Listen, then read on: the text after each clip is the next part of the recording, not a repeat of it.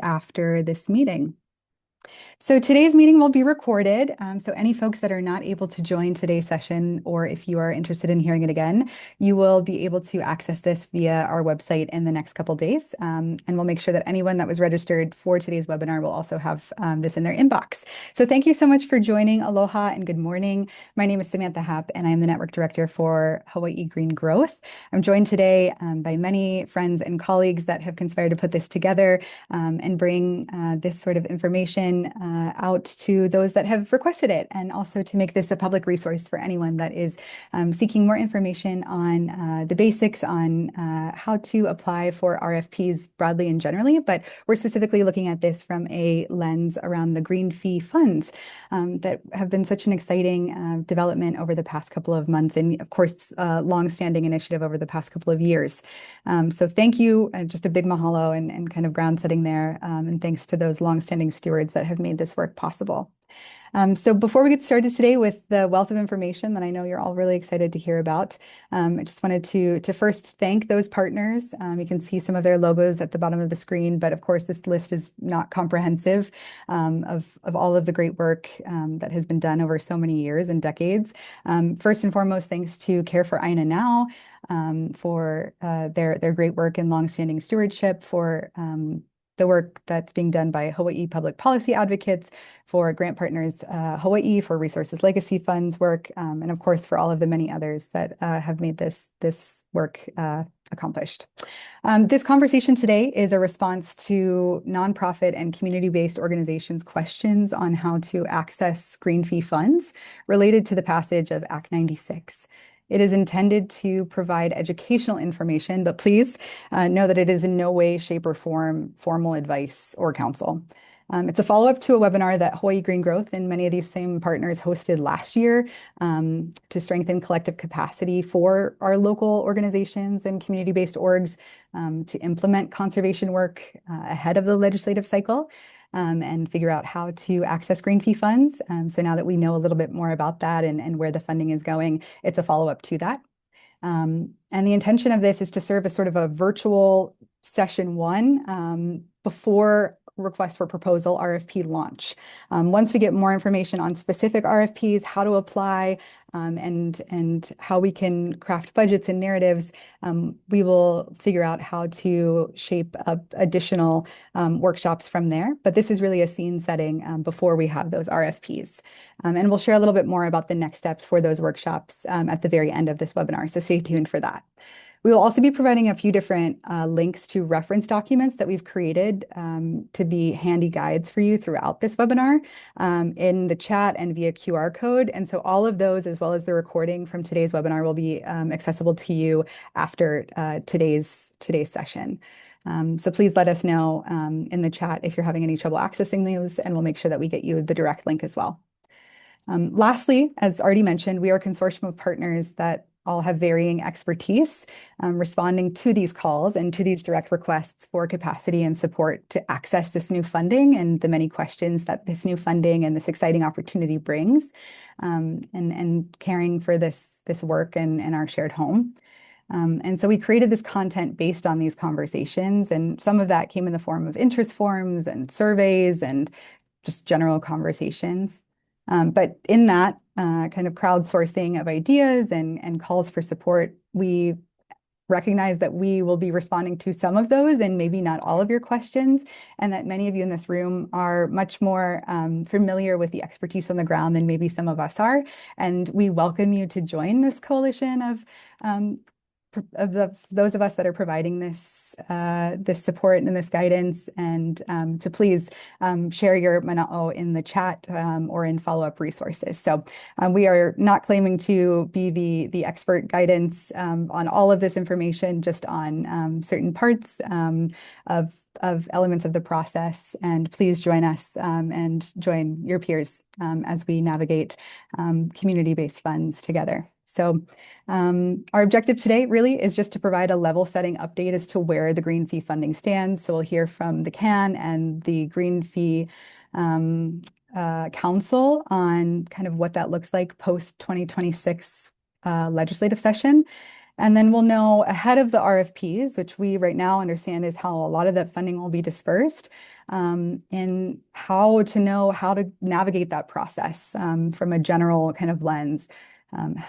What sort of compliance do you need to go through? How to create your accounts, how to get compliant, really, and then also how to know if you have capacity internally to really undergo that process. So that's what we're going to talk about today. But before we get started, we kind of want to know who's in the room. It was great to hear some alohas and good mornings, but we'd really welcome you to do that in the chat as well as a very, very quick poll, I promise, to just let us know where you're calling in from and what your familiarity with RFPs is. So I'm going to launch that poll really quickly, but in the meantime, give us a hello in the chat as well. So if you'll do that for us, and then we will get started.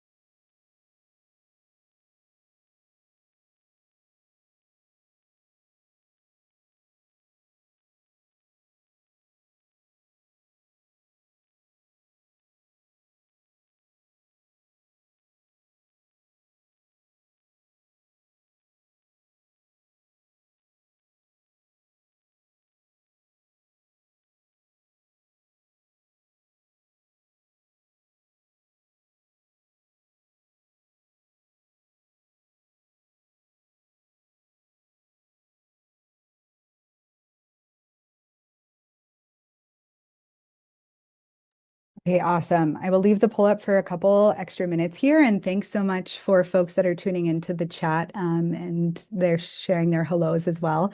In the meantime, I'm going to introduce our first speaker. I am very fortunate to work closely with him. This is Hawai'i Green Growth CEO Kalani Ka'ana'ana. And Kalani is a procurement expert, and we are so grateful to have him with us today.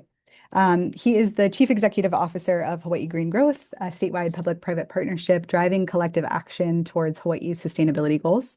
He is a collaborative executive with over 15 years of experience in cultural stewardship, community-based strategy, and regenerative systems change. Kalani previously served as the Chief Stewardship Officer at the Hawaii Tourism Authority, where he led statewide shifts in destination management and branding centered on Hawaiian values and community priorities. His leadership is rooted in ancestral knowledge, cross-sector partnerships, and a deep commitment to Hawaii's future, guided by the principle that Hawaii island wisdom can shape global solutions. So with that, I'd love to turn it over to Kalani. Thanks, Sam. That's way too much. I know we do pay you, but I didn't pay you to say that, I promise. Kavelina nui o ke aloha ia oko pakahia pau. It's so good to see so many familiar names and some new ones too, and grateful for this opportunity to be with friends. I think, what I really want to open us with this morning in particular is the importance of today, but perhaps maybe a reminder and a note of gratitude for the work you do every day. And so while we're here to help build capacity and show you folks some tips and tricks that can help you navigate a very complex and arduous process, just want to start with gratitude for the work you do. So much of it is seen, so much of it is unseen, and perhaps more importantly, the sacrifices you make to do that work are certainly not missed by us on this side of the call today. And so just starting with that gratitude. Grateful again also to the partners on this call, Mel and Kathy and Carmela and Carissa and so many others who made today possible. I want to share my gratitude with you all as well. And really maybe just to emphasize that, again, this is a guide. This is meant to support you. It's not the end all be all. You'll find in the guide that we say, check with the people that are running the procurement, check with the state procurement office, check with your attorney or your CPA or somebody, that can help you with this. Because things all do change and things come up too. But I really want to just again say that maybe for me selfishly, we're interested in doing this workshop this morning to make sure that we can ensure that the green fee is successful, that the drawdowns of funds is efficient, and that those funds then end up in hands that do good work so that that work can get moving in year one of this monumental green fee. And we're grateful to the legislature and Governor Green, as well as the CAN and the GFAC and everybody, all the acronyms. But again, how do we prepare? together? How do we act in community with one another and reciprocity with one another? And this is a place where we feel like we can support you all. And so maybe I'll close my remarks this morning by an offer of kokua that if you're looking for specific technical assistance, I'm happy to help. If my team can drop my email in the chat, that would be great. Please feel free to reach out and we'll make sure we can help as many as we can. So Sam, mahalo. And yeah, back to you. Mahalo, Kalani. And it's great to see so many different islands and many of our colleagues, friends, and new friends saying hello in the chat this morning. So just to echo what Kalani was saying, thanks so much for being here and thanks so much for sharing your interests and priorities with us today. We're going to transition now into hearing a little bit about the actual green fee itself and where things stand. Just as sort of a level setting, I know many of you on this call have been longstanding supporters, advocates, showing up at the Capitol, or have even been, advocating for its passage for the past couple of years, if not the decades past. So thank you for that, and thank you for its stewardship. But for those of you that are learning about the green fee or maybe less familiar with it, our colleagues here that are joining us today will be able to share a little bit about where it is and what the status is. So with that, I'm so pleased to introduce my colleagues Carissa and Carmela, who are representing Care for Aina Now and the Green Fee Advisory Council. So a little bit about them, and then I'll hand it over to Carissa. But Care for Aina Now is a coalition of Hawaii organizations, residents, businesses, and community groups who are dedicated to supporting durable and sustainable funding for environmental and climate solutions in Hawaii. In 2025, with thanks to the CAN and many others, many of you on this call, the state passed the first of its kind visitor green fee in the nation into law, which is Act 96, and it's expected to generate over $100 million a year in funding for this green fee. After the passage of the Green Fee, Governor Green established the Green Fee Advisory Council, which we will refer to sometimes as the GFAC, which is responsible for providing the recommended projects for the supplemental budget. This council is made up of 10 individuals who work across conservation, community solutions, regenerative tourism, hospitality, and climate preparedness. Today, we're joined by Carissa Cabrera, representing the CAN, and Carmela Rizuma, representing the Green Fee Advisory Council, to give us a little bit more of the context and overview of where we find ourselves post-2026 legislative session and pre-RFP, request for proposal release.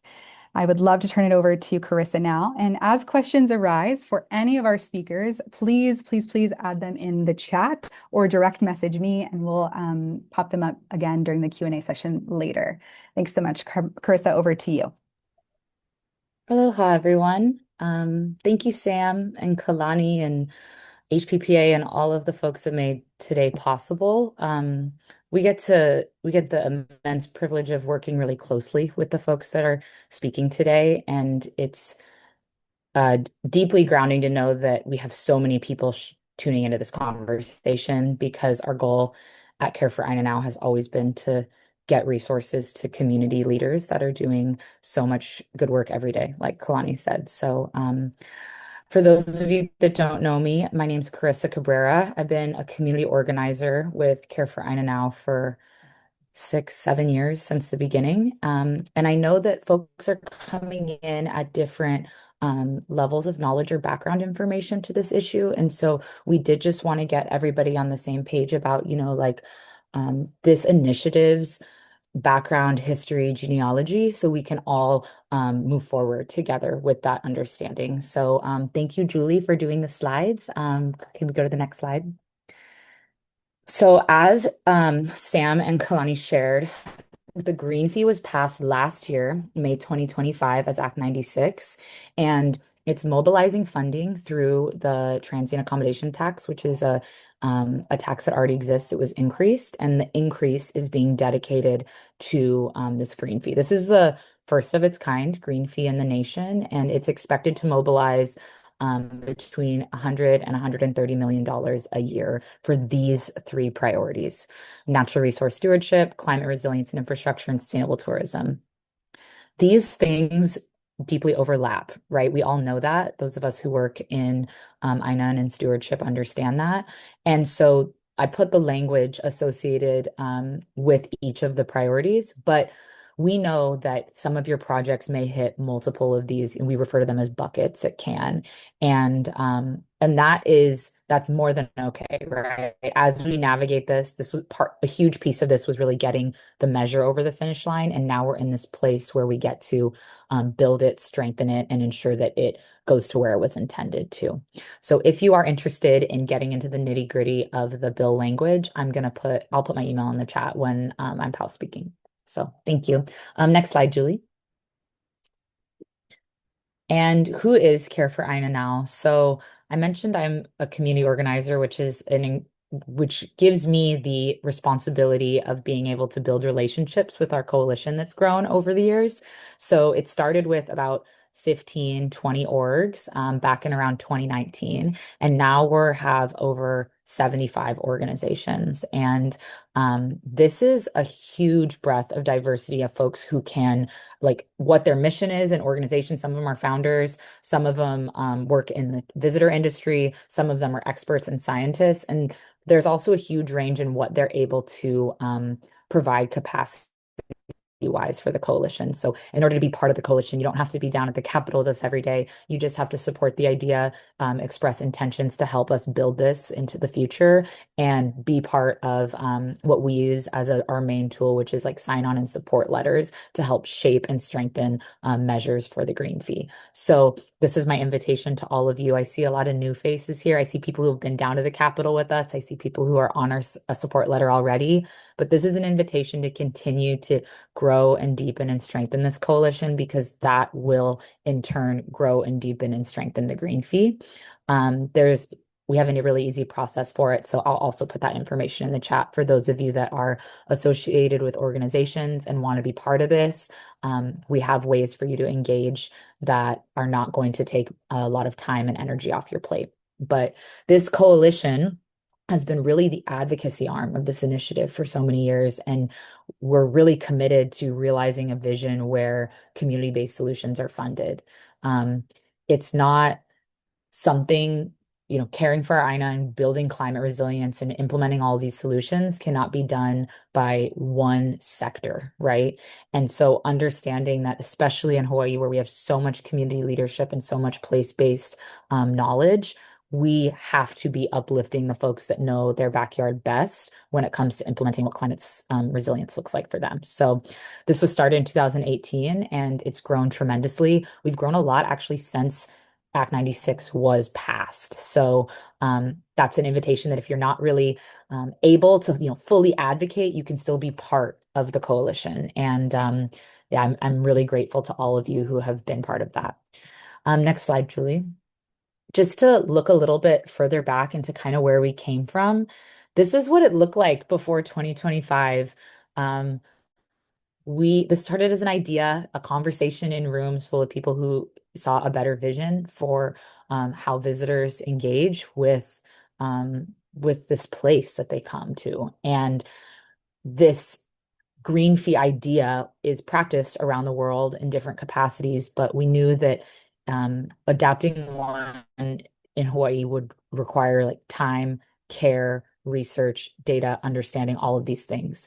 And I really wanted to highlight, two key things that changed the conversation for us, and that was the COVID-19 pandemic, and that was also the tragedy of the Maui wildfires. And so the conversations around what solutions could look like, what regenerative tourism. At this point, leaders like Kalani and others were bringing regenerative tourism to the forefront and sustainability and what that looks like in practice when you're here for a short time was really taking center stage in conversations. And we were building this coalition to build people power around what this could look like if there was law and policy that backed up that vision. These slides will be shared, so I'm not going to spend much time here. I just want you to know where we came from before it passed. Dr. Kavika Riley, who is with someone else now. Actually, we go back, Julie. He always says, like, if you put your thumb and you cover the passage part of this timeline, it may look like we had failed. It may look like this was just many years of us not accomplishing what we wanted to. But now looking back, you can see all of the ways that it has built over time to have created what we ultimately did accomplish in 2025. And now, as someone who has dedicated a huge portion of my life to it, this actually ended up showing me that the work is still there. We've still so much work ahead of us to strengthen and deepen it and get resources to community. So I would like to pass it to Carmela Rizuma, who is a close colleague of mine and with the Green Fee Advisory Council and CAN, to share a little bit about what happened after Act 96 passed. Aloha, mahalo, Carissa, Sam, Kalani, all of you for being here.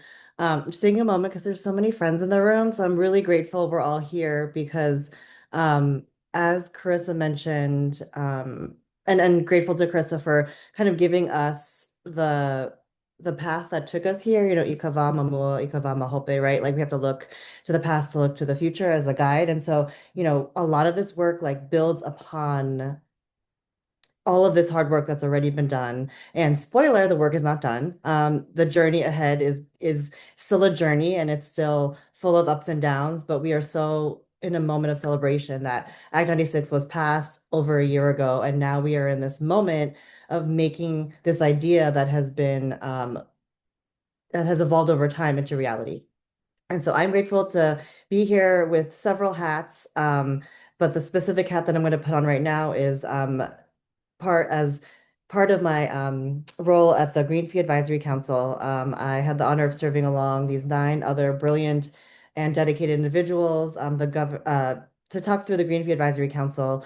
I say this out loud, and I don't think I need to sometimes, but we are a volunteer a group of people that are unpaid to do this work because we are super committed to the outcome of making sure the Green Fee funds go exactly where they need to go. And so we were convened with 2 explicit goals. One, to develop a process and criteria for evaluating proposals for potential funding. And then our second objective as a council was to provide recommendations for priorities to the governor for inclusion in the executive supplemental budget. So that was delivered to the Hawaii State Legislature early on in the 2026, ahead of the 2026 legislative session. So here are all our lovely faces. I need a new headshot because I don't really look like that now, but here we all are, a brilliant group of people who really worked very hard over the past year. And so on our next slide, we kind of lay out what year one looked like. And so May 2025, Act 96, formerly known as SB 1396, which will be forever seared in my brain, passes into law. In August of 2025, we all get the calls and the emails and to convene us as a council. And so we first convened, and one thing I will also note, during our first long meeting as a group in person, we made it a point before anything else and getting into kind of like the nitty-gritty work was to establish a shared set of values by which we wanted to operate in the work ahead.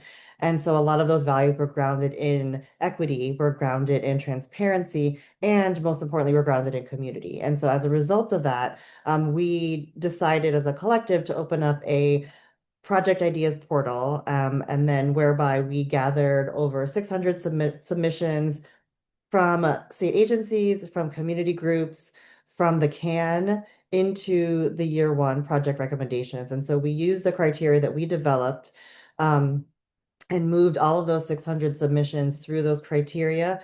And in December, between December and January, made recommendations to the governor. And we were heartened to know that our recommendations were very minimally modified by the governor as they were presented to the legislature. And as many of you in this virtual room are aware, for months, you know, we did all the things to advocate to make sure that all of the folks in those seats of budgetary power were aware of the priorities and what it took to get this here. And I think, again, I will reinforce this note over and over again, how this was grounded in community voice. And so we used bill hearings to elevate the community projects and really coalesce this entire coalition and beyond to advocate for these funding recommendations. And then significant changes were made to the package during the end of session. Maybe I'll use the word shenanigans, but you know, there were just things that happen that are part of the politicking that is involved in this work. But I truly do celebrate the fact that when the final release was released at the end of session, more than half, so roughly 60% of the green fee recommendations remained intact. And what that amounts to is tens of millions of dollars that go into Aina, that go into Ahupua'a restoration, that go into protecting our watersheds. And so that is to be celebrated. And so it was a journey in year one, and it will continue to be a journey as we work in partnership with state agencies and all of these community groups present here and beyond to get this money out and to actualize this work. And so similar to what Kalani has mentioned, like cannot emphasize the gratitude to you all enough. I often, for many of you, are side by side in Aina with you and understand what it takes to do this work. And so really grateful to you for being here and trying to do your best to learn how to navigate all of these systems and processes. So we are all here as a resource.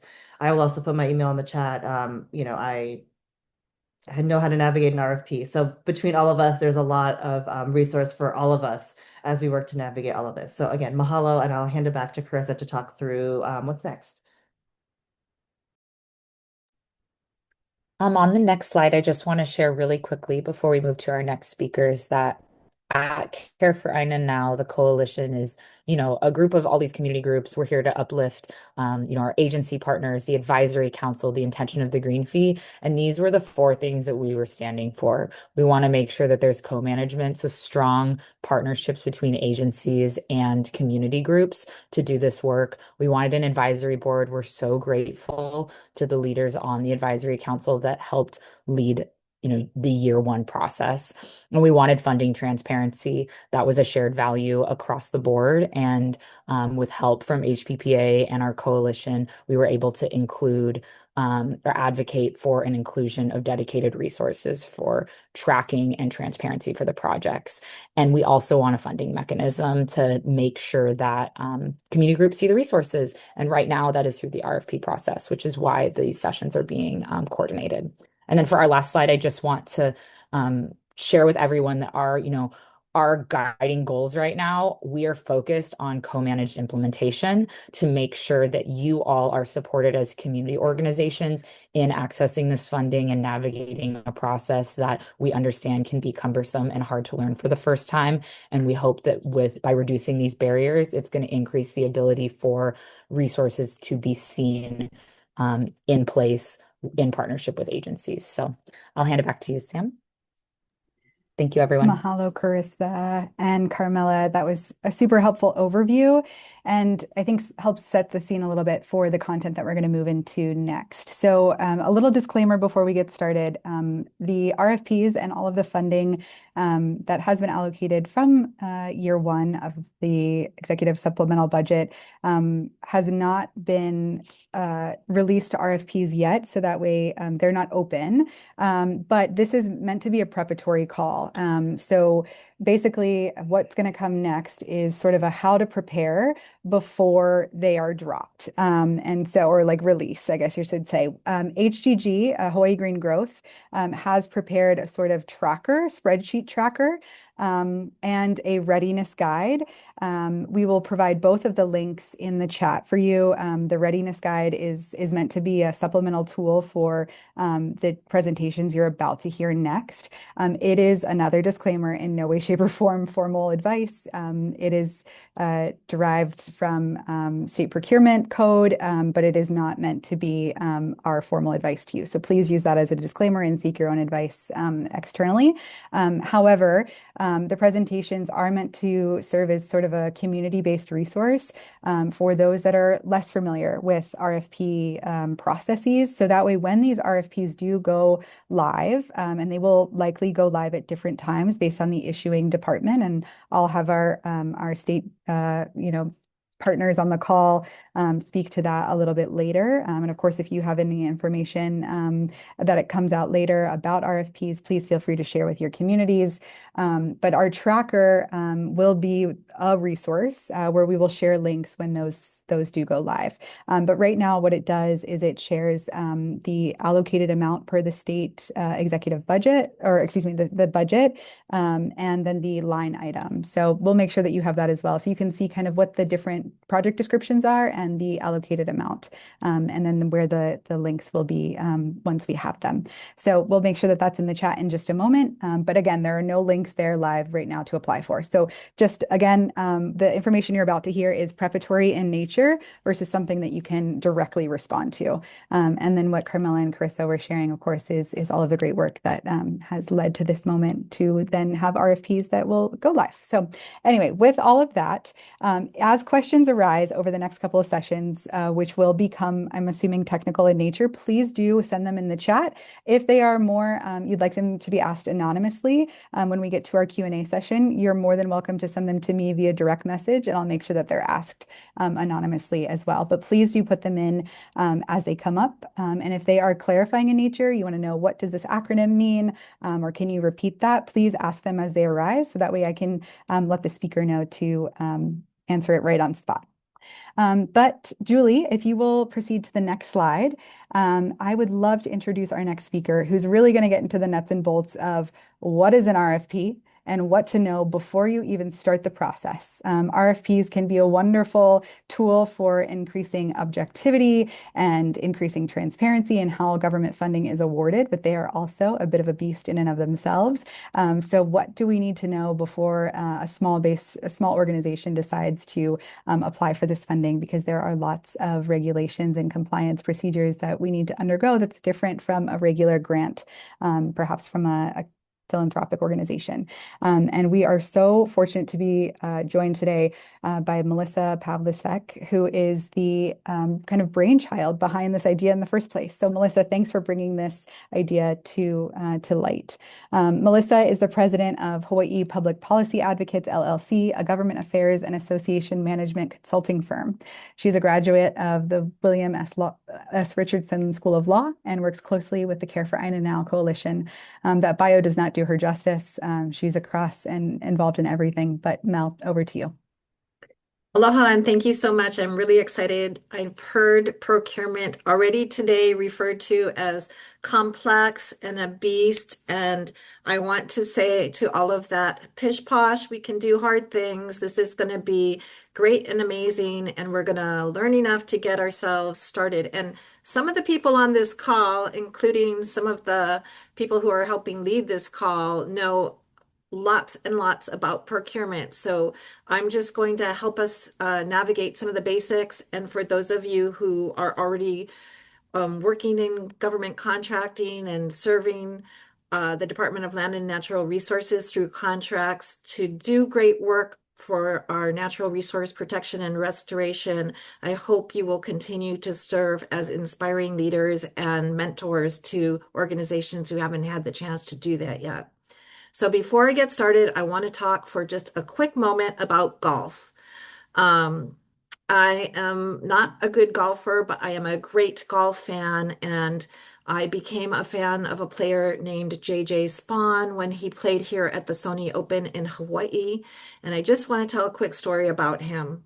You know, in golf, talent matters, of course. You have to be talented. And just like in government procurement, everything we're talking about here today is not going to overcome if you're not a worthwhile organization serving the community benefit with lots of good work and experience, able to handle a government contract. We can't just paper over a response to an RFP on some junk fundamentals. We have to have some talent. And certainly JJ Spaun is talented. Practice matters too, and that's what we're doing here today. We're preparing, we're practicing, we're going to draft our statements about what our organization does. We're going to get our compliance documents set up. We're practicing, we're preparing, and certainly golfers do that. But sometimes the difference between winning and losing is knowing the rules. And in 2025, JJ Spaun, his ball landed in the rough in an important PGA Tour game, tournament. Most players would like hack their way out of the rough and hit the ball so many times and they'd lose. But he knew the rules and he was able to get relief, pick up his ball and drop it. and where he dropped it, there was a sprinkler. So again, he knew the rules. He could do it a second time. He picked up the ball and dropped it, and he got out of there. And that's what I'm hoping for today, that we find these rules that are out there, might seem a little complex, might seem like a beast, but if we know them, we can navigate them and move forward. And really the person who knows the rules is going to win. It's not just the best proposal, it's the best proposal that complies with the state procurement law that's going to be successful. So that's what we're here for today. So let's go to our first next slide. You've already heard a little bit about the green fee and how exciting it was. I loved Carissa's slide with all of the Care for Aina Now advocates at the state capitol. This is the image of the actual bill signing. But environmental organizations should be starved and want to know about procurement. That's why we're all here. It's projected that we'll have more funding opportunities, so that in excess of $100 million, of course, it's been allocated to the Department of Land and Natural Resources and other agencies. So it's not just DLNR. Funding was allocated to other agencies as well. And we want to have long-term partnerships with these agencies. We want to have the ability to scale. We want to be able to get our smallest organizations, our mid-sized nonprofit organizations, our largest organizations that are already doing work with government to do more of that work in every community. So the reality is we have law sent, but legislators themselves are not satisfied with those rules. Every year there are 3,000 bills introduced, and at least 30 of them are always trying to change the procurement law.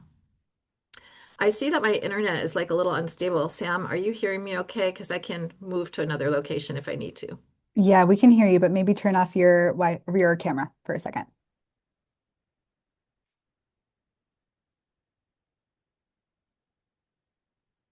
Do you need me to keep it off?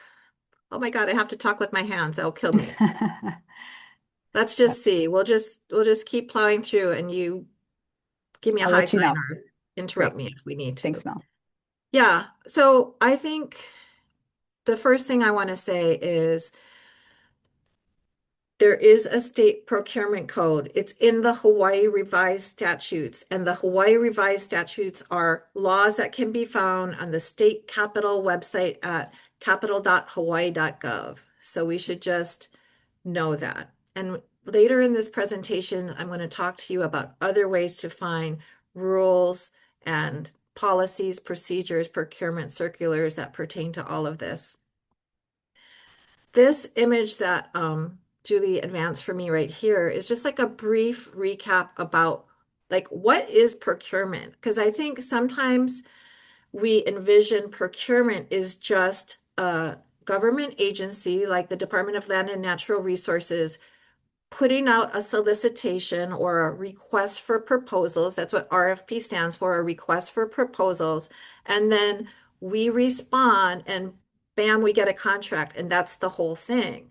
But really, procurement is this buying, purchasing, renting, leasing, all kinds of goods and services and construction. It's the entire life cycle of the contract. And if we're not thinking about that before we start, we could end up saying, yay, we got a contract that paid us $10,000, but uh-oh, we have to do $100,000 worth of work to get that $10,000. That's not going to be successful for an organization. It's not going to be successful for the government agency that wanted the work done.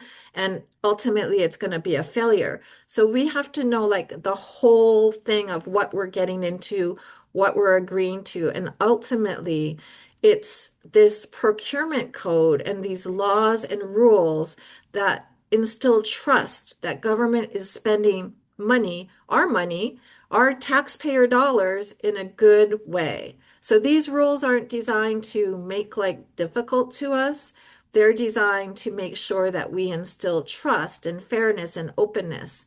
And so understanding that government agencies have procurement planning going on today out into the future. They're not just sitting there waiting for government officials like legislators to plunk some money in their laps.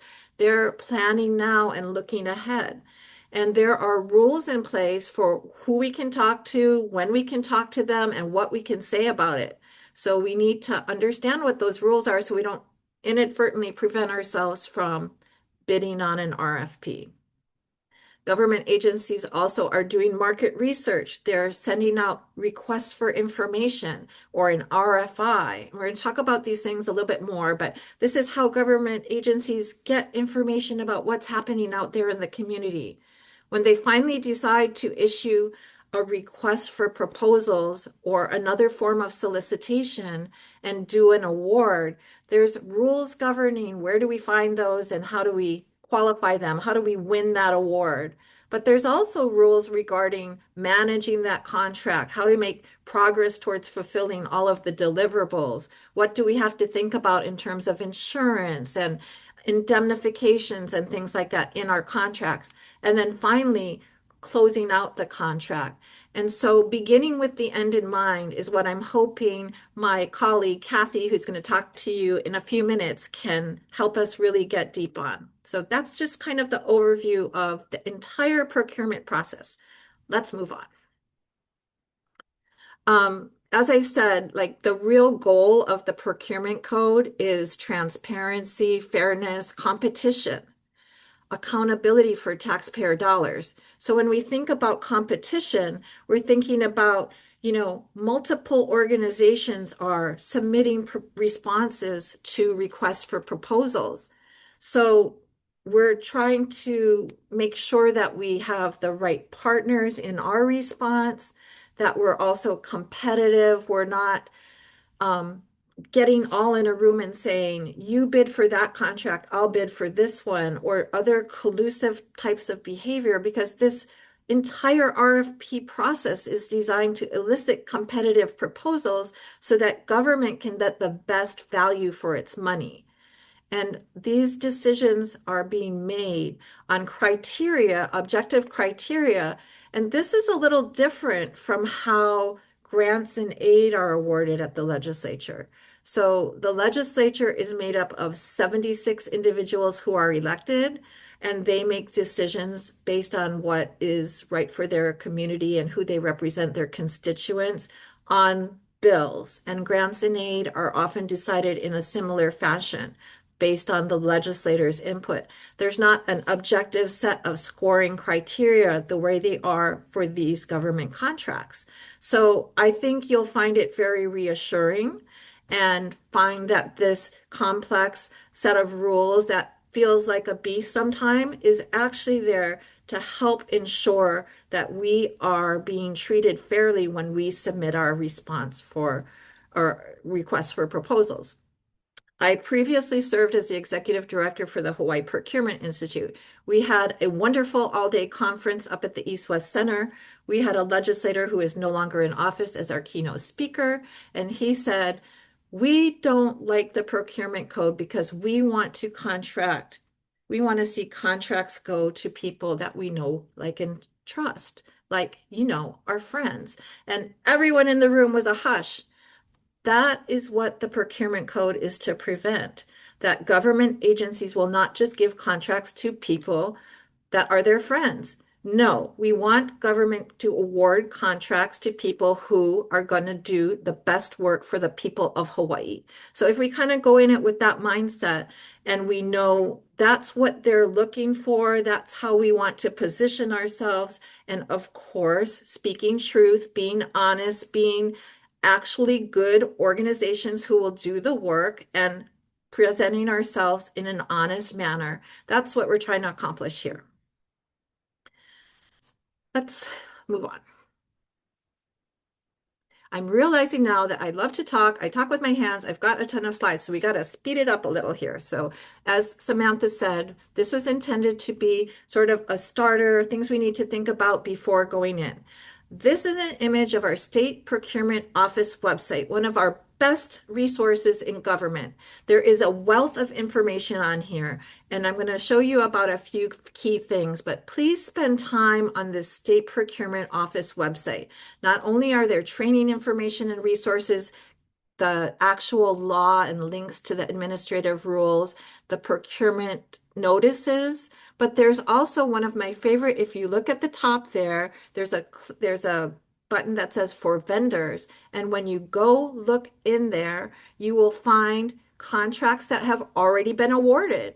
You'll find lists of which organization received a contract from which agency and how much they were paid, as well as contracts that were awarded outside of the competed procurement process. We'll talk about that more in a little bit. So this is a great and amazing resource.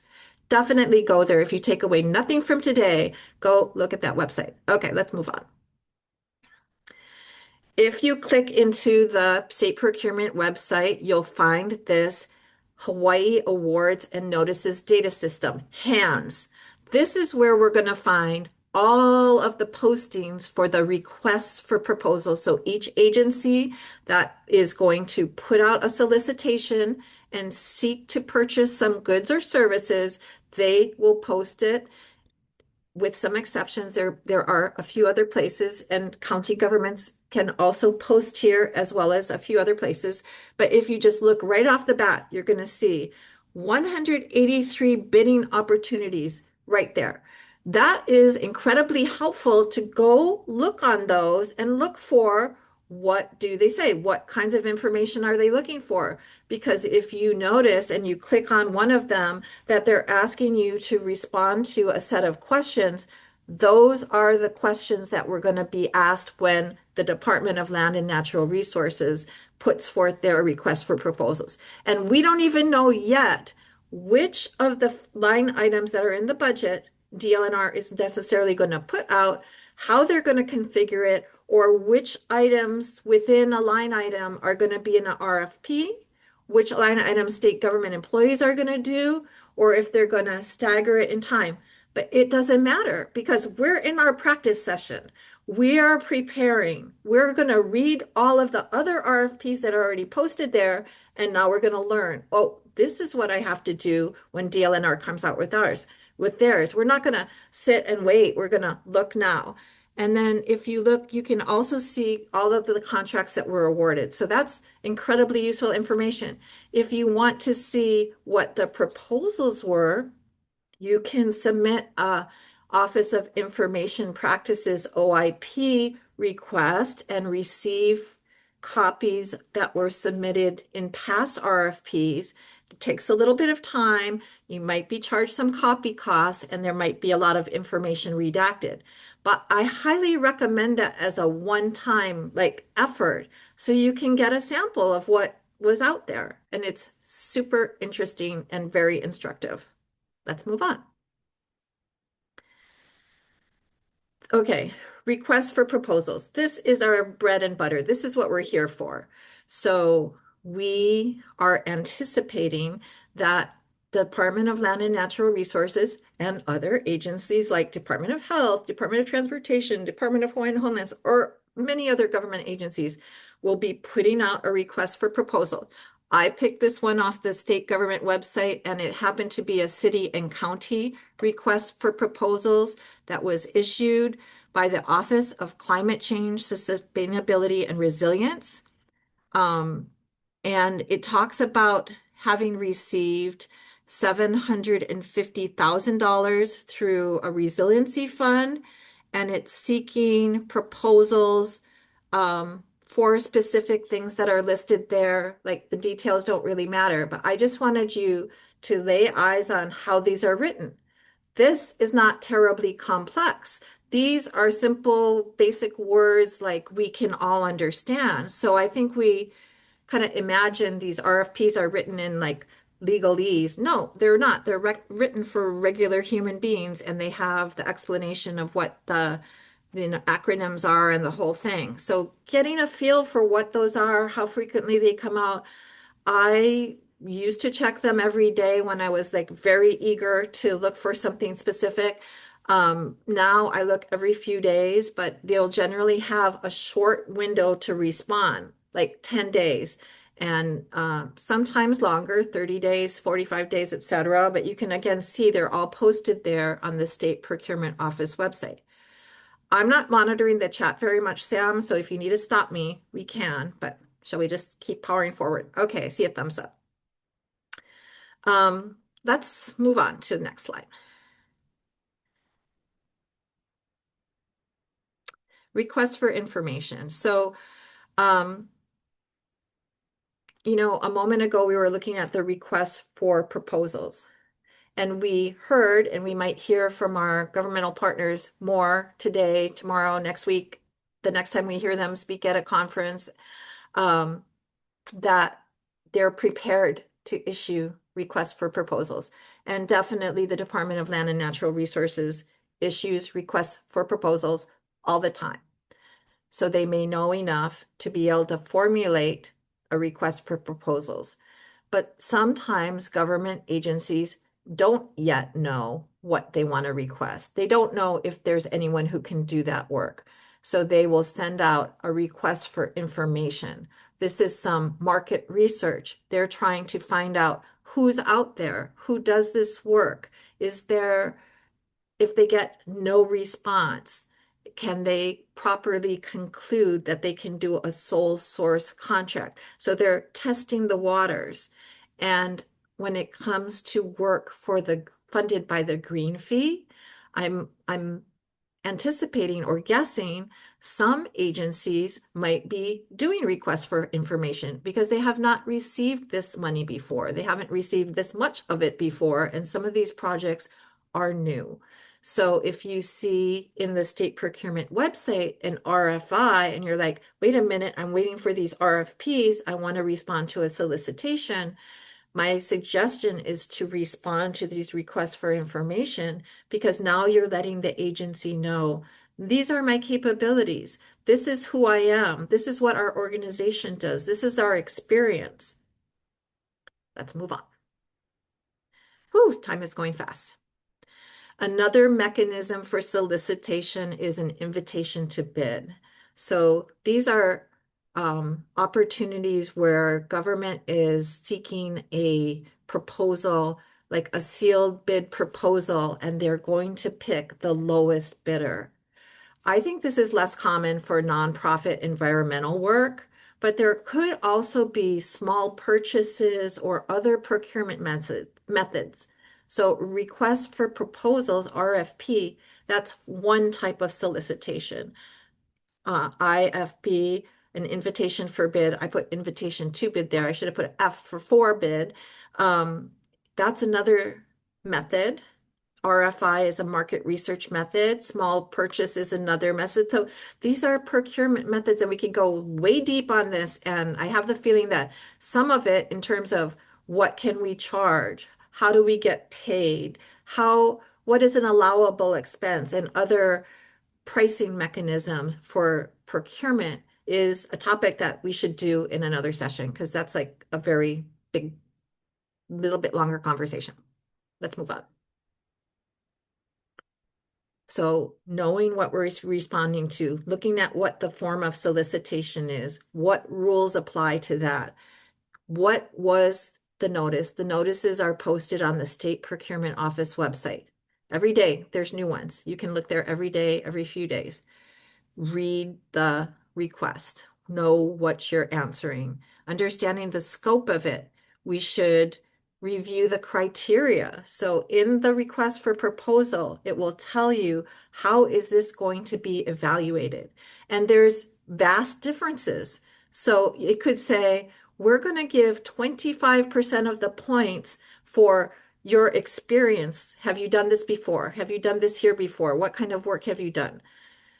Or they could say, we're only going to give 10% of the points for experience. So paying attention to that is important. If we're a small organization that never had a government contract before, and there's a pre-bidding conference, we might want to ask questions. Well, why are you weighting 25% on the experience? Would a subcontractor's experience qualify for this? Because if we've never had a government contract before, but we've worked for someone who did, we might want to show that or get that weighted, more weight. If we're a very experienced organization and we've been doing this all the time, we might prefer not 25%. We want to see 40% of the points go for that. So just understanding what the criteria is, knowing when and where to ask questions about it, checking the deadlines. Every year, I always get an email, and I did this year too, telling me to submit testimony for something that was already decided at the legislature. And that's a similar problem that can happen with an RFP. It says it has to be submitted by 4 p.m. You get it there at 4:15. Nope, that's not going to be considered. And then really assessing, does this fit for my organization? Can I really deliver on these services? Do I have the staffing? Can I do the work knowing I might not get paid until I'm reimbursed for this? Really understanding, is it a good fit, is as important as knowing can I do work? But is it the right work? Let's move on. I know Kathy's going to talk about this in a minute and go much deeper, but I just think it's so important to make sure that we start today. If requests for proposals are issued in July and the new budget for our state is effective July 1st with the new budget year, we want to already know if we're a nonprofit organization. Do we have an IRS determination letter that shows our status? Do we have our articles and bylaws handy? Do we have information about our current board members? Do we have past financial statements? Do we have copies of any policies or procedures that might pertain to our thing? What other types of compliance materials do we need? Do we have systems in place? And again, I know Kathy's going to talk about that in a few minutes, so let's move on. I said we're not going to get too far into contract pricing principles, but there are situations when government solicitations are seeking firm fixed prices. So this is where you agree to deliver on a proposal, and whatever amount of work you do, you're taking some risk, right? Because you're saying, I can do that work for $10,000. Whereas you might bid on a contract, but you're going to be getting reimbursed. But you need to know, what can I get reimbursed for? Can I include my overhead? Do I include a portion of my accountant's salary? Do I include a part for my rent? So understanding some of these contract pricing principles, getting a little deep and looking at the state procurement website about information about this before submitting a proposal, that'd be important. Let's move on. As I said, today is all about becoming procurement ready, understanding our compliance requirements, building capacity in our organizations. Do we even know who's going to write the response for a request for proposals? Do we have relationships with people who can help us get this work done? Review and register on the state procurement website so that we're receiving notices, that we're compliant, and we can be ready to submit an RFP. That's part of becoming ready. And I think Samantha or Kalani may speak about that more today or set up a separate session for how we get registered. And I think we're getting close to the end here. Did we have, yeah. I mentioned briefly insurance and indemnities. So if you look on the state procurement website, you can find information about the general terms and conditions that government contractors are asked to sign. I work closely with a lot of health and human services contractors. They have different requirements. Their indemnification, or when they have to pay government for claims, includes some very onerous provisions that are not typically applied to the Chapter 103D procurements that we're talking about here. But being responsible or being legally responsible to pay for a claim if something goes wrong. You built a fence, the fence failed. What bad thing happened? Who pays for it?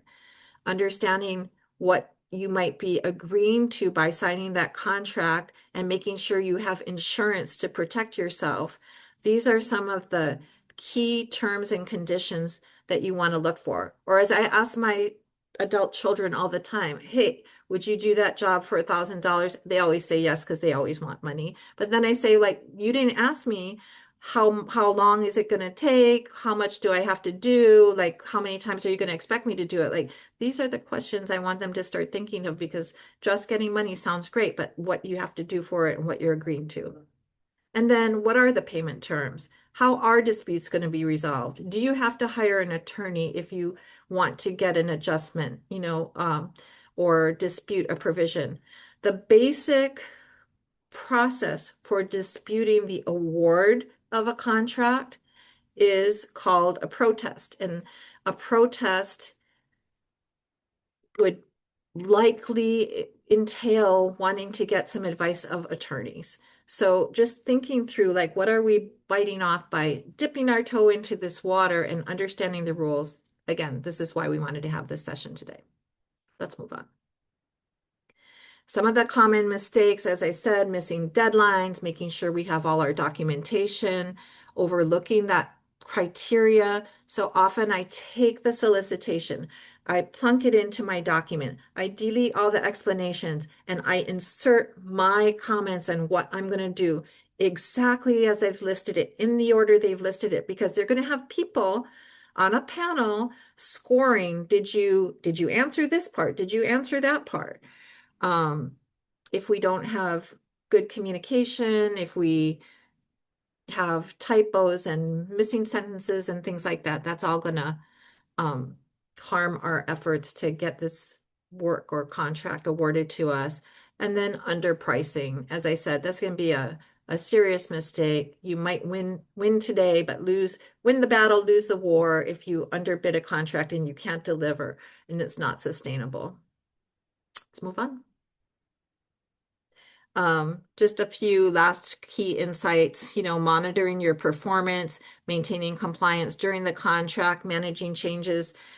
These are things during the performance of the contract and closing out. So we're like, why are we doing that now? We should be talking about readiness and preparing these RFPs, but we want to make sure we know what we're agreeing to and what's coming. Otherwise, we don't know if we even want to get in it.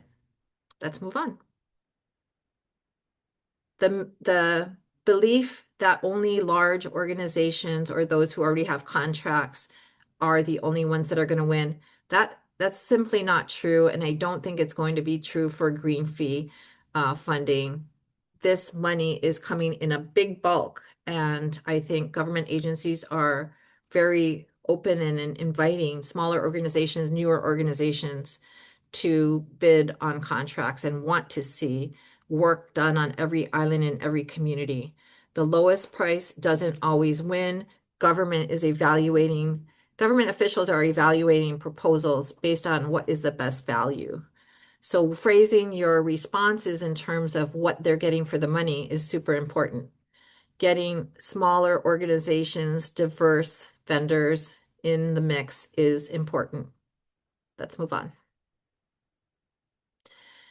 Successful organizations in procurement, just like in life, are those who know the rules and the processes, who manage their relationships well, respond when communicated by government officials, are flexible and responsive, and have some practices and procedures to monitor their quality. And moving on. I think that is it. I think I'm right at the time that we said. I'm glad to answer questions, but I'd like to turn it over or back to Sam to introduce Kathy. I'm really excited to be here, and thank you so much, everyone, for letting me have a few moments to share a few words. Mahalo, Melissa. We should be thanking you and really appreciate you bringing this idea to life. Folks, I really would appreciate if you could send any questions that you have for Melissa to the chat or to me. I know we've had a couple coming through already. We'll have a Q&A session after we hear from Kathy, and then also after we hear from Manu from DLNR in a bit. So if Mel's presentation was about kind of what do we need to know about the general RFP presentation before we start. So really getting a frame of reference for what the process entails, some common myths and misconceptions, but also a bit of a reality for what's ahead. Kathy's will now be for those of you that are going forward with the process, assuming that there is an RFP with your name on it, what to expect and how how to set that process up in terms of all of the different accounts and different readiness that we will undergo. So preparing for the next steps.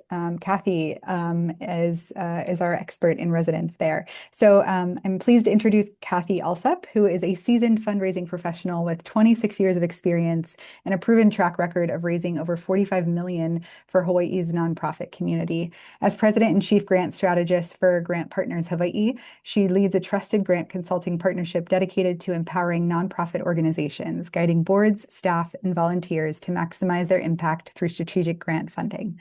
We're so lucky to have her today, and I would love to turn the floor over to her to share a little bit more about this process and what to expect. Oh, Thank you. oh, Aloha.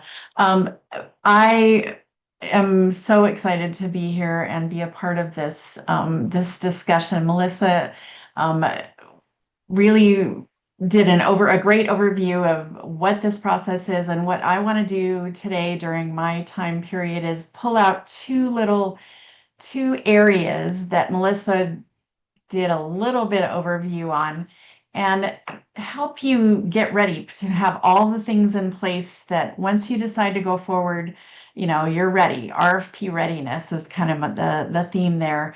Is we call it grant ready, RFP ready. Your job in the next probably month before some of these pieces come out is you need to do all the steps that are going to be a part of that. So things to put in place, and I really capitalize on the word now.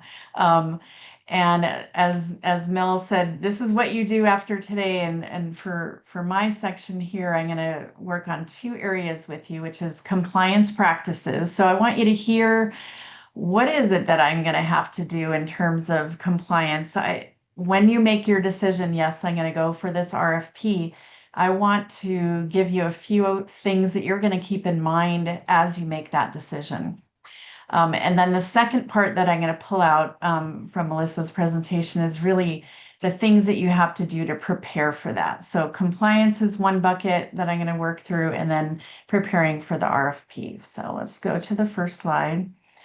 So in contract grant compliance, there's really three parts to the compliance. So one is the pre-award planning, making sure that everything that you are going to put in your proposal is what the RFP is asking for. So you are doing that match. I call it kind of making sure that all of the pieces fit together with what the RFP and the contracting agency is interested in seeing. So compliance, we'll talk about that at the pre-award side. The award of the grant, the actual contracting, is where a huge part of compliance. You need to know, as Mel said, exactly, what they're asking you for and what you are signing and agreeing to.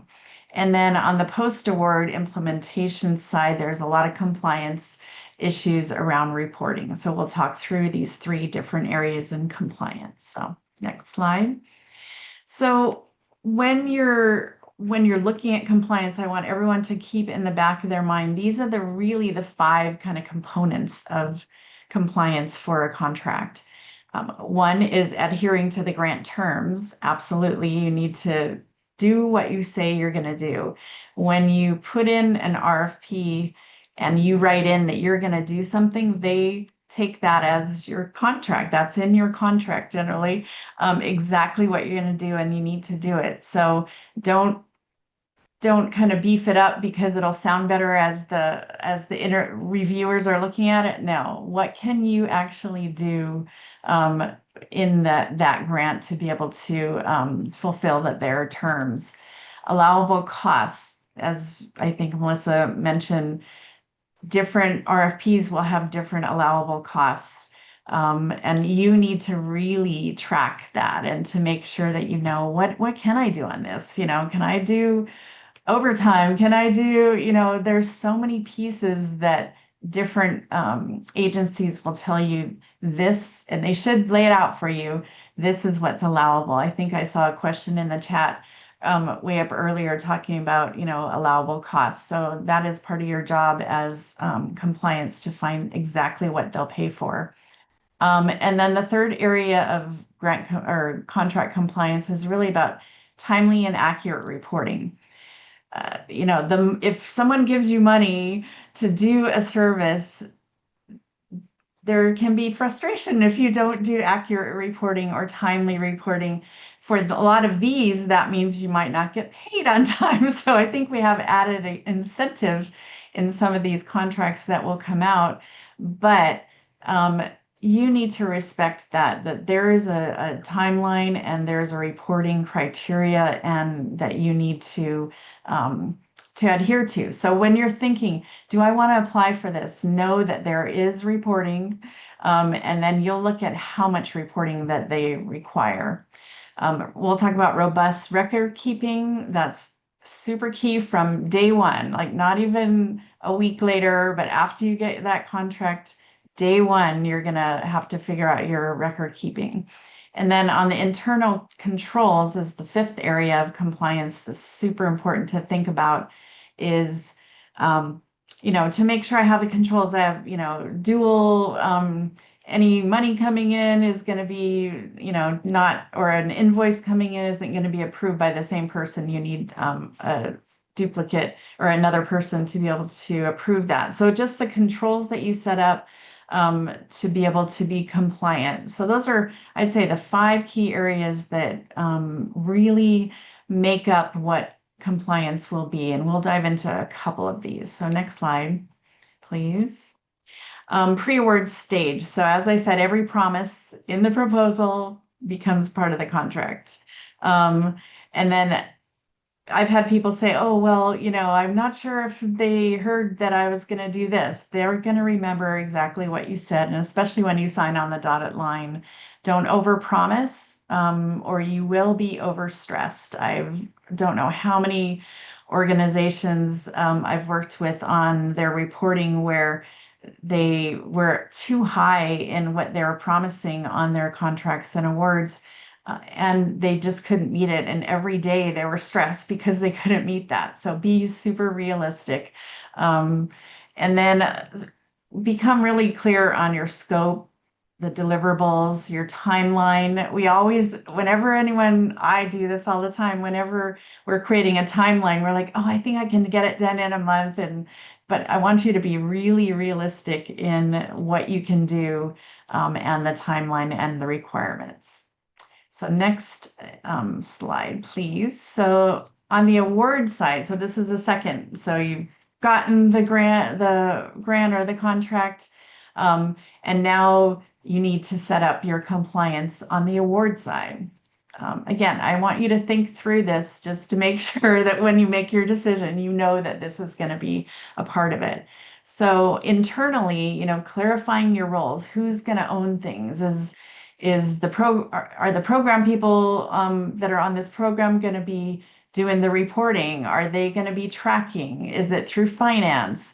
How often do we collect data? Who's going to give approval for different parts of the grant? Is somebody project managing? So clarifying those roles are huge on the compliance side. It's mostly internally. You need to figure out who internally is going to own the different parts.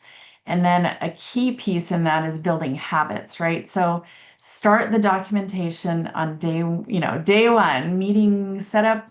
If it's a year-long contract, set up internally a meeting every month with your finance, with your program, just to keep everyone on track. So set it up already, the calendar in the beginning. So your habits become really strong in terms of being able to, make sure that you're following everything on there. So, and I like to pretend an auditor is watching. Everything that you do, do it with excellence and, to be able to make sure that you can document. And if someone asks you a question, you got the answer all set up. So there's a lot of kind of prep on that, absolutely. But think about that as you're looking at these awards. So next slide, please. And, I call it keep the train on the tracks when you stay in alignment. So you've gotten the award, you're starting to implement it, it's doing great. then sometimes there's program drift, right? So stay true to what you said you were going to do and how you're going to do it. Of course, we'll talk a little bit later if there are issues that come up that you need to make some changes, but in the back of your mind, stay true to your scope and then document as you go. It's extremely important to have documentation, timesheets, activity logs, all of the data of what is happening as you're working on the different projects. It's extremely important, and don't do it at the end. I see so many organizations that may say, oh, well, we'll start tracking. And I said, no, it's got to be tracked day one. And then communicate often, regular check-ins with everyone internally. Make it a conversation that you're having continuously with your team. So next slide. So I want to talk about a little bit on the compliance side about you need to know what is allowable and what isn't. Your team needs to know that as well. So match the spending to the approved budget. And if you need to make budget modifications, you actually usually have to ask. Depends on, kind of how you're doing that and how your budget is set up. But just know that you can't do whatever you want with it. You've got to really stay within your budget, and you may have to get approval and most likely to move money around for sure. And we'll hear a little bit more probably on that from the state team. And then everything needs to be on time. Everything, and for many of these, as we'll talk about, is reimbursable. So if you don't have your report in, you aren't going to get your reimbursements. So it does make us stronger in that for sure as a nonprofit. So next slide. So this is where I was saying you need to really think about this. And if things happen, and they will, honestly, there'll be someone who, and who's the project manager, and they leave the organization, or something happens, or we couldn't get the subcontractor, or the parts didn't come in. I've heard quite a few of those. So just own it. I've heard funders say, I don't want excuses. I want what happened and what's your solution. So that's kind of one of the areas that think about that. Who's going to be doing that, reaching out, and Melissa talked about, the relationship is extremely important with your funding agency, to keep that and have that conversation, and documenting everything that happens in your step to compliance. So next slide. So there's a difference between mismanagement and fraud. And I won't get into that too much, but I just wanted to point out some common errors that happen on mismanagement side is really not spending the funds. It's kind of crazy that you get awarded, and then many organizations are not spending the funds. So that's another compliance piece of, let's map it out. Let's map out how these funds are going to be spent, when and how, and just tracking and making sure, are we spending them? So don't make that error. And then not allocating your expenses correctly, commingling of funds. So those are mismanagement errors that happen that you can fix. But I want you to be thinking about it ahead of time. How do I do this? Do I set up restricted funds, for all of my different funders for this project? I mean, you have to think about that ahead of time. Some of the warning signs of mismanagement on the compliance side is really a failure to track your activities, failure to track your outcomes, or doing it at the end, or later missing reports, or missing documentation. Documentation is going to be key for you to be paid, honestly. So, okay, next slide. And the consequences, these are the things that, are scary, right? Do we lose funding if we make a really strong error? I've had to return money before, and it's probably the most painful thing you do as a fund development professional. But there could be funding loss or delayed. A lot of delay will cause a lot of hardship for the organization. This is not applicable here, but on the federal side, you could have suspension, debarment, your high risk designation, but mostly in Hawaii here, your credibility may be lost if there's a mismanagement of funds. So think about this up front. Trust and communication is about your credibility. So won't be doing any of that. So next slide is the post-award stage, and that's where the reporting that we talked through a little bit and tracking will come into play for your compliance. Am I doing the reports that I'm being requested? Have I shared all my problems ahead of time and tracking what you said you would measure? And I think about when Melissa was talking about, you need to make sure you have the staff in line to be able to do all of this reporting, to write the proposal, to plan out the program side, the finance side. So having all of that staff in place is something I want you to think through before you are called RFP ready. So next slide is kind of pulling it together. So the best practices for compliance. Really, it starts with the proposal, and each funder is going to be different, but a key piece for your practice on the foundational side is to create processes and institutionalize that within your organization. And then on the operational side, the practices are document everything. Transparency, I say this a lot, transparency is greater than perfection. People are nervous about telling a funder that this isn't working or I had a problem here. But that's a lot more important in operations than perfection. So, and then the last practice was, I lost it, reflecting and communicating. Okay, now we can move to the next one. So the second little bucket that I pulled out was really preparing for the RFP. So you've decided you're gonna probably apply. And so that next step is what you need to be doing now. So next slide, please.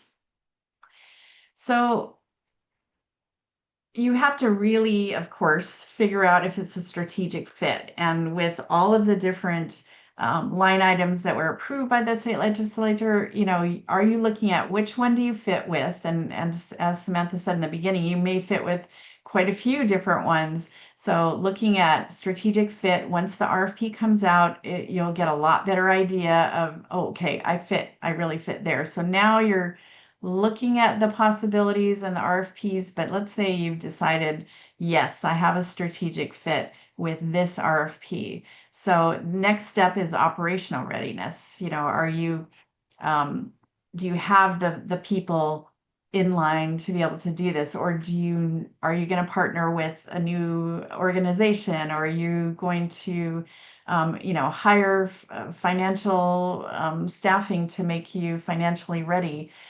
All of that information has to be thought about as you're building your RFP. So next slide is about the next steps, which we've already talked through. Agency websites, monitoring it. Hawaii Green Growth, I love what you guys are doing with, monitoring the RFPs and gonna be able to put it in one place, which is I think the key hardship for everyone is it could be all over the place right now. So that's going to be an amazing tool for this community, is that tracker, RFP tracker. So the key point I wanted to just kind of point out on this one is, the green fee money, they want it to be spent this coming up fiscal year. And so the word shovel ready, of course, is kind of a construction term, but to me, that also means your project is kind of ready to go too. Your project or your program, it's, you know what you're going to do. And that's where you may want to just take some time right now to create that concept. I call it a case for support, where you're building out, a program, and it's, what's the community need, and, what am I going to do, and who am I going to serve, and, how am I going to serve them?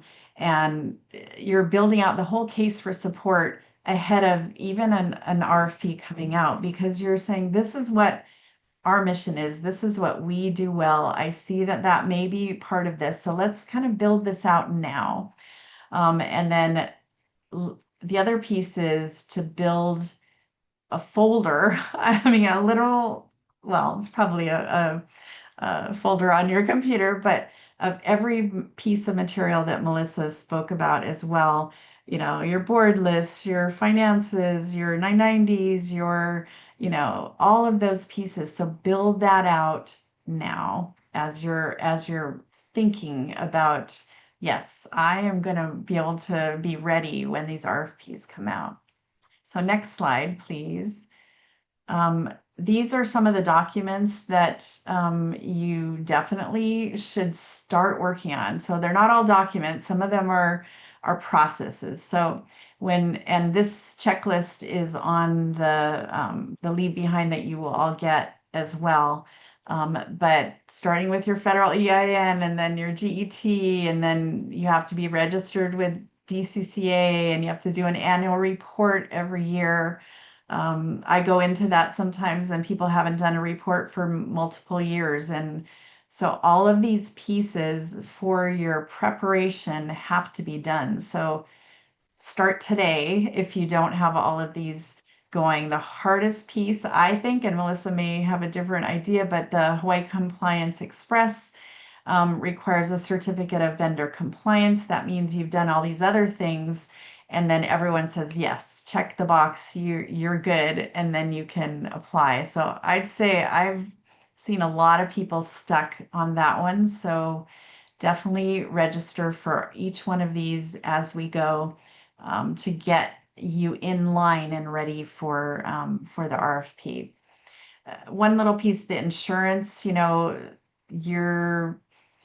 they're going to tell you exactly in the RFP or in the contracting exactly how much insurance you're going to need. So take a look at that and see where you are now, and maybe even plan, if we do this new project that we're proposing, what additional insurance may we need to have, and who are the best insurers. So ask your friends and relatives, who are the best insurers in this programmatic area. So and then just staff resumes.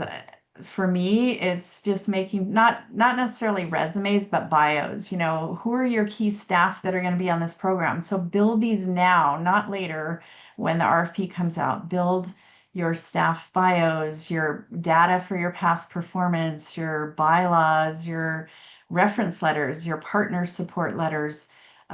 These are all going to be required parts of, most of them, of an RFP. So get your ducks in a row right now. And that's really our suggestion with a lot of what we're talking about here. So next slide, please. I'm probably not going to go through too much on this, but just keep your financial controls, your contract discipline, stay within your deadlines. If you need help, ask for help. But have a culture of compliance. And as I love what you said, Melissa, about, they don't put these rules in place to make it hard on us. But they're trying to make sure that we know what they need. This is a state department, and we're able to, I like to be able to check the box. I don't know about you guys, but I like to check the box and make sure, yes, I did this. This is correct. So it's that culture that you know the rules, you're following the rules, and check that box off. So that's a little bit on the financial and contract management. Just make sure you're there with all of it. So, and then the next slide, please, is, this one is going to be, I want you to think about this, and that's part of your RFP readiness. This may be the biggest piece that you need to think about. is and other people will know a lot more than me on this one about what percentage will be reimbursement based, probably. And it's a hard one, especially for, small nonprofits, to know that you have to spend the money. You have to document, what you've spent it on, and then do a report, and then you get reimbursed. It could be 2 to 3 months later. So hopefully it's not that long, but I'm sure it happens quite a bit. So we talk about, what is the model for payment, and more than anything, this is the most important piece, I think, when you're saying, can I do this or can I not do this? This might be the first decision that you would have to make on that. Kathy, I have a feeling that people won't know what questions they have about this until they get started on responding to specific RFPs. So I know you and I were thinking about, and I know Samantha is willing to help us host a few office hour sessions where people could ask us some questions once they get into it, and just in the interest of time. I know you also mentioned, and I did too, relationships. There's going to be a new law coming into effect in January where we would have to register with the State Ethics Commission if we build relationship with government officials who we might have a potential future vendor relationship with. So just there's more depth right in this area. I know that we might want to be available for later. Yeah, absolutely. Yeah, it's something that you really need to think about as you're making these decisions. It's not it's a tough kind of area to think about. So next slide, I think I have a little bit more on this. So it's really about cash flow, right? So I want you to think about, building a runway before accepting the award, estimating your spending monthly, mapping that out, reimbursement timing. Can I survive? Can I pay my staff and then I get paid for it later? Which costs are fixed, variable? What happens if a reimbursement gets denied? So you're kind of building a runway and understanding that when you're applying for some of these RFPs. My last point was, avoid starting a program that depends on immediate payment from the state or any funder, to be honest with you. But don't make it that you can't start your program without immediate payment because of the reimbursement process. So next slide is documentation, which you just have to be aware, of the different kinds of documentation that may be needed. Invoices, proof of payment, timesheets,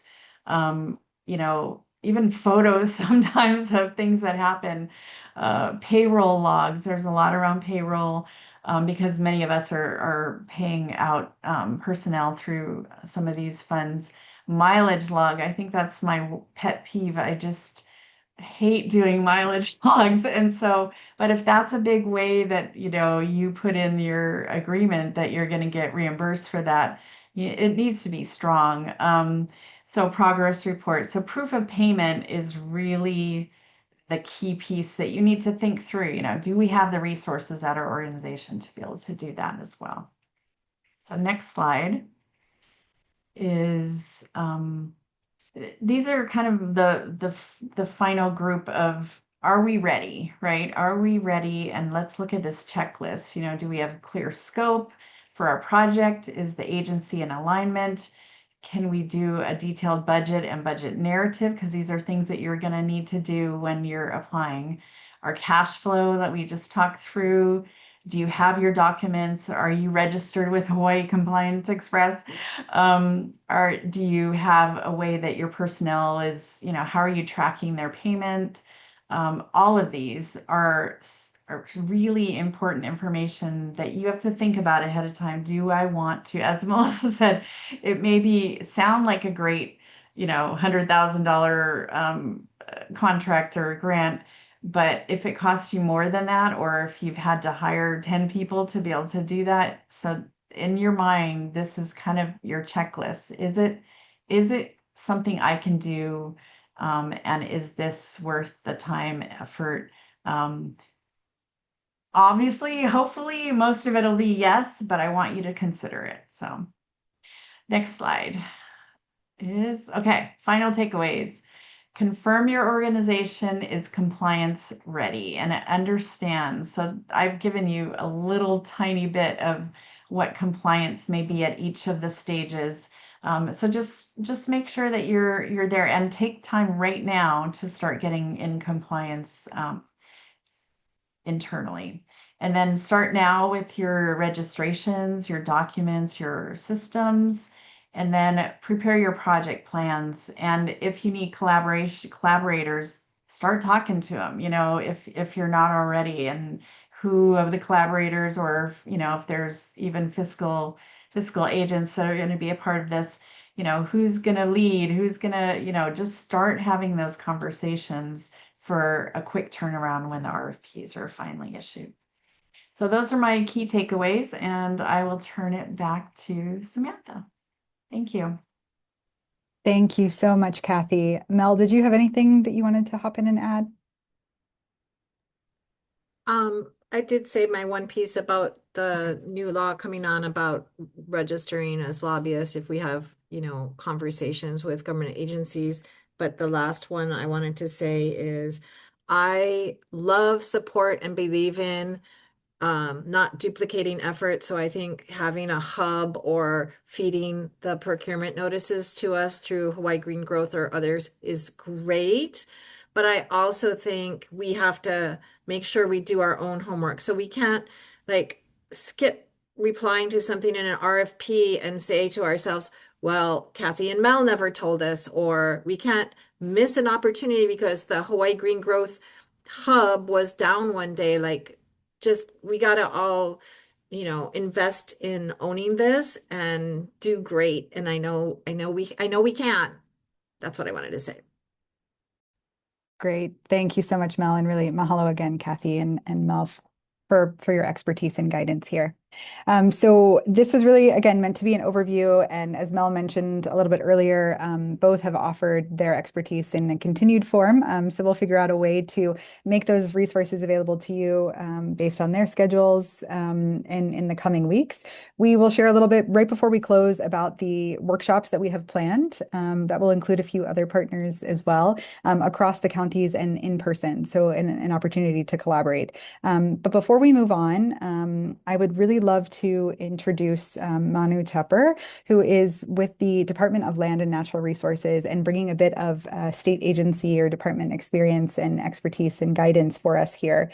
So before we turn it over to Manu and I introduce him, just want to share as well that much of the green fee process and experience is right in hopes of having this, at least in my perspective, having this funding reach community hands, and the partnership that this funding that we hope that it has will be instrumental in agency partnerships. And so as Mel and Kathy have mentioned too, in building those funder relationships after funding is dispersed, we've seen that that really this process of crafting RFPs and making an objective process and answering these questions in a transparent way has been something that we greatly appreciate. So Manu, really thank you for being here today and offering your guidance and answering the questions as to the best of your ability that you can.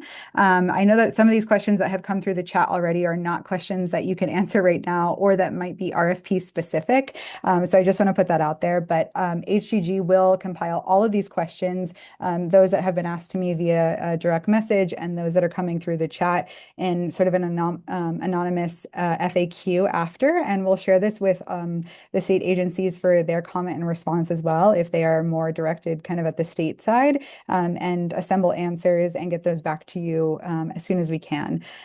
So that is as our follow-up request, or excuse me, promise to you all on our side there. So please keep those questions coming, so that way after Manu offers some of his mana'o, that way we can turn it over to Q&A. But Before that, I would love to introduce him. So Manu Tupper is the special assistant to the chairperson of the Department of Land and Natural Resources, where he works on a range of departmental priorities, including the green fee budget. He previously served as a political appointee at the Bureau of Ocean Energy Management in the U.S. Department of the Interior, and as a congressional staffer for the Senate Committee on Indian Affairs under Chairman Brian Schatz and Vice Chairman Tom Udall. His prior public service also includes roles at the U.S. House of Representatives and at the Hawaii State Senate. He was born and raised here in Honolulu, Hawaii, and is a graduate of Kamehameha Schools and Pitzer College in Claremont, California. So Manu, thank you so much for joining, and I will turn it over to you for any guidance you can share with us. Thank you for that very kind and elaborate introduction, Sam. And thank you to you and Kalani and the Green Growth team for having me. I'm not going to say a whole bunch for a couple of reasons. One, I'm trying to be conscientious of everyone's time, and I think Q&A is super probably valuable for all the folks who have logged on. But two, also, my previous presenters did a really fabulous job at sort of laying out some of the things that I think are most important going into this sort of RFP procurement process.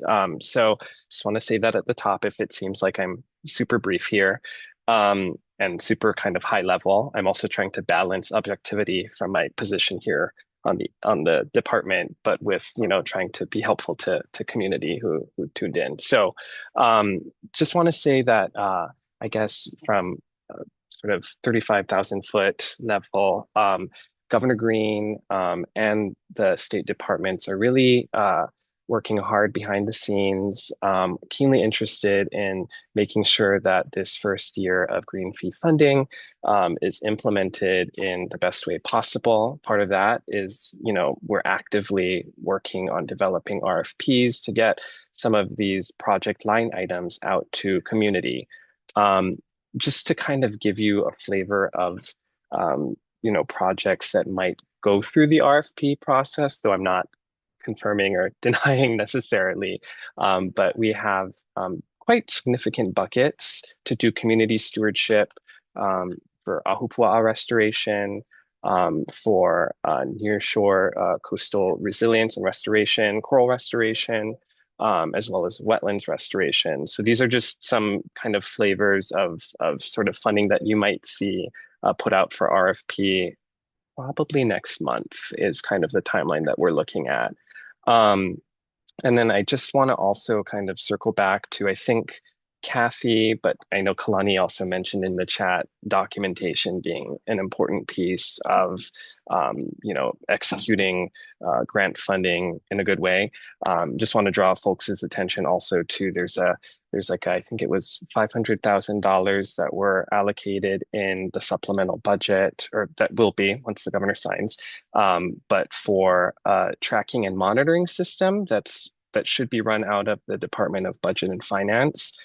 So just kind of another incentive for making sure that you're thinking, critically about how you're using funding that the state is giving. I think there's a lot of eyes and attention from everyone on making sure that this funding goes through and is actually having the intended impacts that legislators wanted it to have on the ground. So I'll say that. And then I'm sorry, I'm very bad at reading and trying to answer questions at the same time, but I did see a couple of questions, I think, in the chat about sort of like if RFPs are expected to grant funding to other government agencies. I'm not going to answer specifically. I think you'll probably want to consult the individual RFPs as they come out.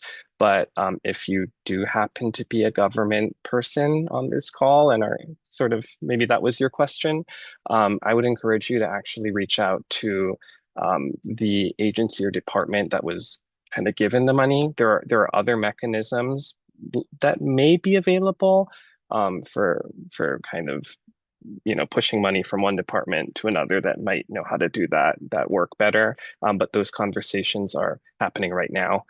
So just want to say that. And then I'm trying to think, is there anything else?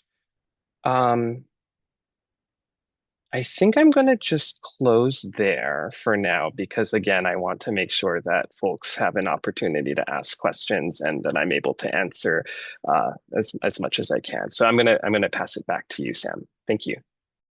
Thank you so much, Manu, and thanks for being here. Again, we'll continue to assemble any questions that come up and make sure that they all get to you. And then those that are specific for any of the departments to answer, we'll ask that you help us get those to them and that we can put those up publicly so that folks can have them after this call. Maybe one more question that I did see. I know it is very challenging to read and answer at the same time, that I think might be more directed to you, if you can answer right now, is that most of these funds are not expected to be expended in a 1 year time frame. Is that correct? Yeah, that's correct. I think we are working with a 1 year sort of encumbrance deadline. And so what that basically means is that the departments or agencies that will be given money through the state supplemental budget, they need to make sure that they have contracts that are executed to do the work. But I think the specific RFPs that go out from the departments and agencies should probably provide a window in which the contract should be completed. Great. Thanks very much. And just oh, yeah, go responding ahead. to a few of the questions in the chat. So one thing we learned during COVID, during the Maui wildfires, during the federal government shutdown is there is a certain amount of authority that the governor and the executive branch have to move money from one state agency to another. And there's a certain amount of flexibility that state agencies have to move funding from one line item to another, within certain restrictions. Those are generally the mechanisms, not responding to RFPs by one government agency to another. So, as Manu said, there's other ways that could be handled. And so maybe we could write a response or share it with the attendees or something like that on how that works, or some suggestions on how to explore that. In terms of how much money did DLNR get, or how much money did any agency get? The governor has not signed the budget yet. He has announced his intent to veto certain line items. He hasn't designated what those are yet. He has until June 30th to announce those. So it's not for sure yet, but there was a press release released by the legislature when they approved the budget that listed all of the green fee money. In addition, the regular state budget also has money for Department of Land and Natural Resources and other agencies, and those can be found on the state legislative website. So I think this would be a great follow-on presentation, what money was allocated to which agencies. And finally, the part of the question, do we know how much will be released in RFPs? No, because some of the money is going to be used by the departments for their own staff to do some of the work. It was intended that way, I think, and part of the advocacy for the green fee in the beginning was so that state agencies doing this work could help fill the $500 million gap in funding that is needed for natural resource protection and restoration. So if we could imagine each and every year we need another 500 million, and the green fee is generating somewhere in the 150 million, we're still short. We still need more. But government agencies that are getting a lot of money all at one time are definitely going to need help. So being prepared and being ready for that, to be able to respond to their requests for proposals, that's what I'm hoping we ignited today. I'm afraid we said all of the it's difficult and it's a beast stuff because we want people to know the rules, but I really feel optimistic. I'm so encouraged by the organizations here, and there's so many excellent environmental organizations doing work for government already, and they are wonderful resources too. So I could imagine us having them on a panel. That'd be great too. Thanks very much, Mel. Just an add-on there. I added it in the chat too, but for the green fee funding, it's $129 million right now for the state budget. As folks have already said, it's awaiting final signature there, so some changes could come. In column A on the left-hand side, you could see each department's breakdown. So who's gotten that line item, and then of course the funding allocation there. So you can see those topically or thematically for further breakdowns. I am seeing a question that I kind of posed to all of you, so feel free to jump in. But what would you say in terms of guidance? And Kathy, I might pose this to you first because I know you were hitting on this specifically, but what is your guidance on applying for more than one RFP if orgs fit several opportunities? Sure, I can start that. In fact, there's another question in the chat along that line too about our organization has, kind of goes along a bunch of these. Definitely applying for more than one is totally fine. It's a lot of work, so you just got to be ready to do that. But I'm not sure. I think it was Ken Kaneshiro mentioned, how we're going to cut across many. Can agencies work collaboratively? And my guess is no, they're not going to change their RFP once it's coming out, even if your organizations can cross in that. So I would say definitely apply more if you have the capacity. You got to think of the back end. Do you have capacity to implement, and do you have capacity to create proposals for each of these as well?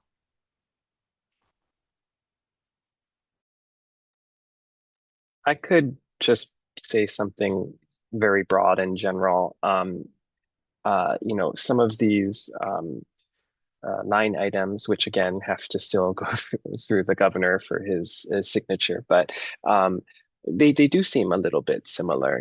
There is some overlap in buckets, at least just looking at the description. So I think there's thinking that's going on behind the scenes, at least here at DLNR, about how to sort of make these, for the purpose of the budget, discrete buckets sort of talk to each other. But I would also sort of agree with Kathy's statement about, once an agency is responsible for administering a bucket, that's kind of what they are charged with. So I don't want to advise one way or another on your organization best in terms of what you might be well suited for. But certainly I think you're not wrong when you see that there is sort of similar things that happen in multiple buckets. Thanks, Manu. Kalani, I might call on you right now to jump in about the importance of joining Q&A sessions. Do you have anything to add there? Yeah, most, if not all, I think, if you can and you're able to, if there's a pre-bidders conference, sometimes it's called, or an info meeting for the RFP, definitely go. That's the appropriate channel to ask all the questions because, again, it's about fairness, right? And so everybody can ask the question at the same time, get the same answer from the procurement officer, and then also avail yourself of the written question period is another good thing to do. Also, don't forget that in those questions, the procurement officer might also issue addendums that are influenced by your questions. So if there's something ambiguous in the scope, or if you're unclear about something, ask it as a question, and that's the appropriate way. So yes, go to the pre-bidders conference. Thanks, Kalani. All right, I'm seeing a couple other great questions come through here. Manu, there's one in the chat about DLNR specifically. Maybe you can take that just via chat box. And then a couple others that I had noticed specifically about funding allocations for things that I think we've kind of hit on, but I know that Kathy and Melissa have offered to speak about budgets more specifically, but is there any general guidance that you have right now in terms of maybe incorporate, and these will of course be RFP specific, but as organizations start to prepare this and thinking about incorporating overhead costs or administrative costs or really how to think about how much to have in the reserves in advance. And maybe before you answer that, Manu, maybe a question back to you.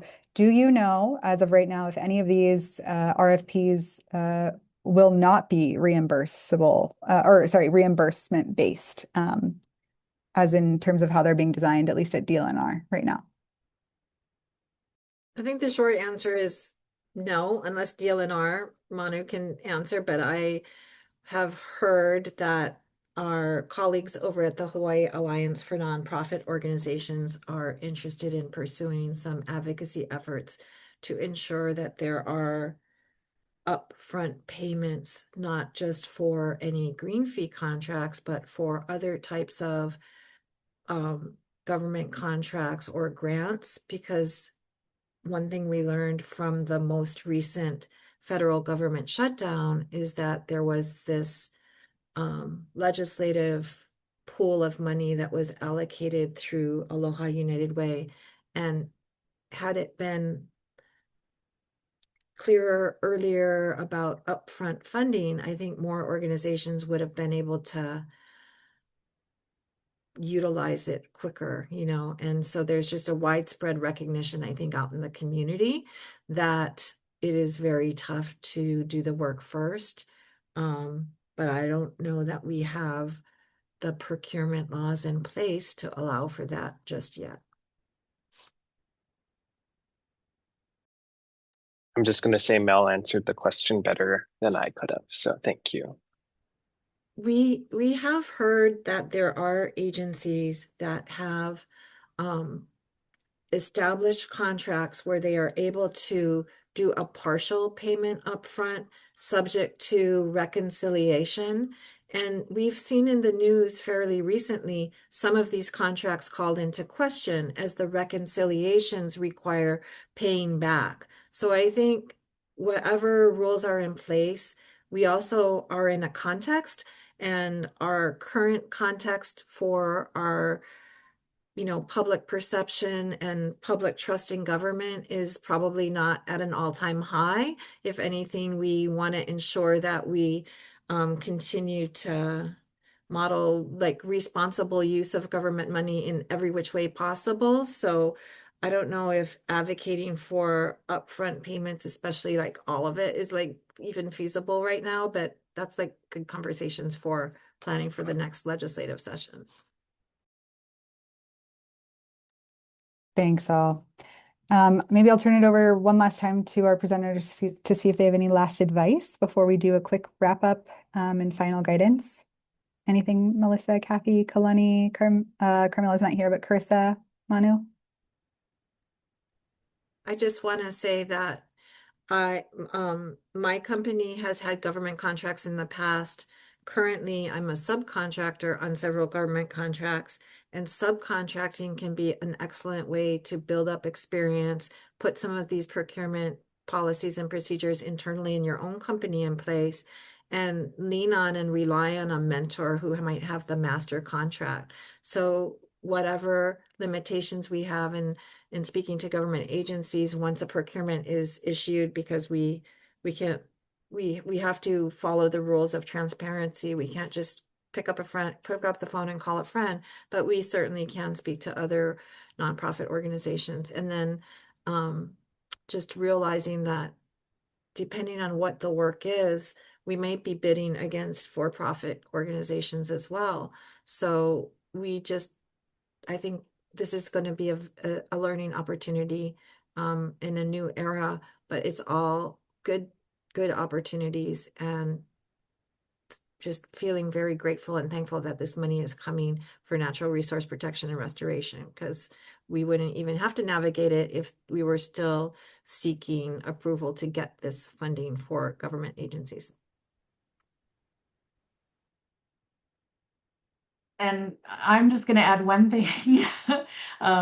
Start now, and just put things into place if you think that you are going to fit into one of these.